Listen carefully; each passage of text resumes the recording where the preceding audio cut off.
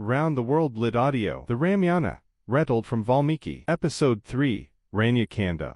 The Forest, the Temptation, and the Abduction of Sita. Channel Intro. Welcome to Around the World Lit Audio, the greatest novels ever written, from every corner of the world, in English. New chapter every week, free to listen. Chapter Recap. In Episode 2, Manthara poisoned Kaikeya's mind and Kaikeyi used her two boons to demand Bharata's coronation and Rama's exile. Dasharatha wept through the night. Rama was told. He said, "Then I will go." Sita and Lakshmana refused to be left behind. The city followed them to the edge of Ayodhya. Dasharatha died in the night calling Rama's name. Bharata arrived, refused the throne, placed Rama's sandals on it, and ruled as regent for 14 years from a hut outside the city. Rama built a hut at Chitrakuta and was the same person in the forest that he had been in the palace. Episode 3, Aranya Kanda. The Forest Years, the Temptation, and the Abduction. Aranya Kanda, the Book of the Forest. The forest was not safe. This was not a metaphor. The Dandaka forest, the vast wilderness into which Rama, Sita, and Lakshmana had come, was inhabited by demons. Not symbolic demons, not psychological demons, but Rakshasas in the literal understanding of the epic, supernatural beings of enormous power and generally destructive intention, who had been filling the forest with terror for years and whose presence had driven the sages and hermits who lived there to approach Rama and ask for his help. Rama listened to them. He had come to the forest as an exile, not as a warrior. He had come to serve out 14 years of Dharma, to honor his father's word, to be the person that the exile required him to be. He had not come to fight. But the sages asked, and Rama was Rama. He said, "I will protect you." This is what a warrior prince does when the helpless ask for help. The exile does not suspend the obligation. It is still my dharma to protect those who cannot protect themselves. He fought the demons of the Dandaka forest. He fought them with the divine weapons that Vishwamitra had given him, the weapons that had been forged before the world was as it is, that carried in them the power of the gods and the forces of nature. He fought with skill and efficiency and the specific quality of a warrior who knows what he is doing and does it without excess. The forest grew safer. They traveled deeper and lived in the forest, and the seasons passed. It was in the 13th year of the exile, in the last year, with the end of the 14 years visible on the horizon, that Surpanakha arrived. Surpanakha was the sister of Ravana. She was a Rakshasi, a female demon, of considerable power and extremely flexible morality, who moved through the world pursuing what she wanted with the directness of someone who has never been taught that wanting must be constrained by what is possible or appropriate. She saw Rama in the forest. She wanted him. She appeared before him in a beautiful form.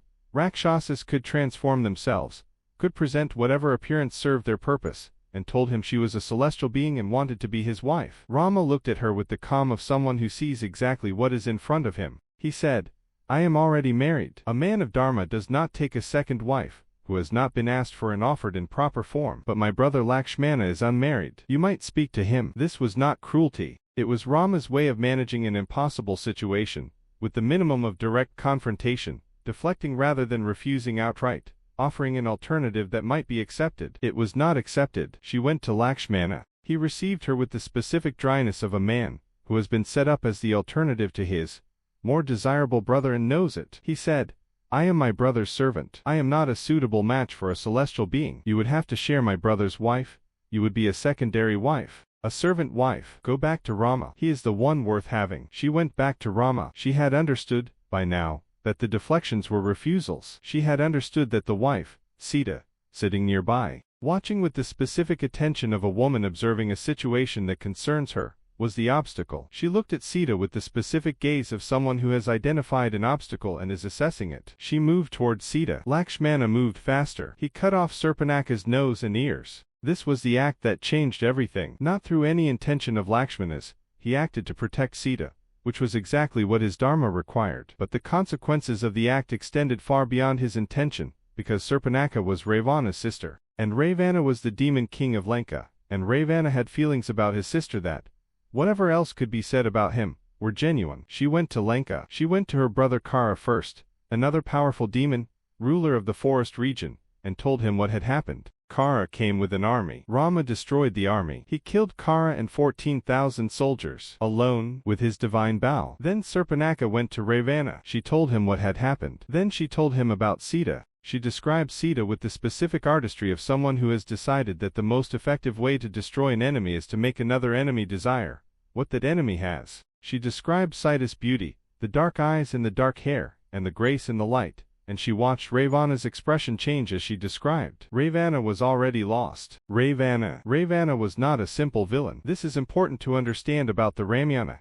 It does not give you a simple villain. Ravana was extraordinary. He had 10 heads, which represented his mastery of the 4 Vedas and the 6 Shastras, the sacred texts of Hindu learning. He was the greatest scholar of his age. He was a musician of divine ability. He was a devotee of Shiva with an austerity and devotion that had earned him powers that few beings in any realm possessed. He had conquered the 3 worlds, the human, the divine, and the underworld, and ruled Lanka as a king of extraordinary wealth and power. He was also violent, proud, and unable to restrain himself when he wanted something. He had received the boon from Brahma that no god, no demon, no supernatural being could kill him. He had forgotten to mention human beings. He had not thought human beings worth mentioning. He heard Surpanakha describe Sita. He decided he would have her. He went to Maricha, a Rakshasa who had survived an encounter with Rama in the forest years before and had consequently developed a healthy respect for Rama's capabilities. Maricha said, "Do not do this. I have seen what Rama can do. This will not end as you intend." Ravana said, "I did not come to ask your opinion. I came to ask for your help." Maricha, understanding that refusing Ravana was also dangerous, agreed. He transformed himself into a golden deer. A golden deer, beautiful beyond any deer that had ever been seen in the forest, with fur that caught the light and moved like water, with eyes that were jewels and antlers that were gold. He moved near the hermitage where Rama, Sita, and Lakshmana were living, visible just long enough to be seen, then moving away into the forest. Sita saw it. She said, "Rama, look at that deer." She said it with the specific wonder of someone who has been living in the forest long enough to know its creatures, and has never seen anything like this. She said, "I want it. Bring it to me. Catch it alive if you can, and if you cannot, bring me its skin." Rama looked at the deer. Lakshmana said, quietly, to Rama, "That is no ordinary deer. No deer is that beautiful. This is a trick." Rama said, "I know, but Sita wants it, and I will go." He gave Lakshmana a specific instruction: do not leave Sita alone. Whatever happens, whatever you hear, do not leave her. He went after the deer. He chased it deep into the forest, further than he had intended, further than was reasonable. The deer always just ahead, always just out of reach. Then he shot it. Maricha, dying, called out in Rama's voice, "Lakshmana, Sita." The cry carried through the forest. Sita heard it. She said to Lakshmana, "Go to him. He is in danger." Lakshmana said, "That is not Rama's voice. Rama is not in danger. This is a trick. He told me not to leave you." She said, "Go to him. If you do not go to him, I will not be responsible for what I say about you." She said other things. She was frightened, and fear sometimes produces words that should not be said, and Lakshmana heard them and was wounded by them. He drew a line in the earth around the hermitage, the Lakshman Rekha, a boundary of protection, burning with the power of his dharma. He said, "Do not cross this line. Nothing can harm you while you stay within it." He went. Ravana came. He came in the form of a wandering holy man, an ascetic, a sannyasi, a figure of spiritual authority, who was entitled to hospitality and food in the respect of any householder. He stood at the edge of the hermitage in his disguise and called out in the traditional way of a holy man seeking alms. Sita could not give alms from inside the line. She stepped across it. Ravana seized her. He took her in his arms, and rose into the sky, and no words adequately describe the wrongness of this moment in the epic, the specific violation of it, the taking of a woman who had done nothing except step outside a line to show hospitality to a disguised enemy. The sky itself responded. Jatayu, the great eagle, the aged friend of Dasharatha, saw what was happening and attacked Ravana. He fought with the courage of a very old warrior, who knows he cannot win and fights anyway, because what is happening is wrong, and witnessing wrong without acting is a kind of participation in it. Ravana cut off Jatayu's wings. He carried Sita south toward Lanka. She cried out as she went, called Rama's name, called Lakshmana's name, called to the trees and the river and the earth itself to witness what was being done to her. The Ramayana records her words with the specific reverence of a tradition that understands that the wrongness of what is happening must be named by the one to whom it is happening, because the naming is itself a form of resistance. She was taken to Lanka. Rama came back to the hermitage. He found it empty. He called for her. There was no answer. He ran through the forest calling her name with the specific quality of a man who already knows the answer,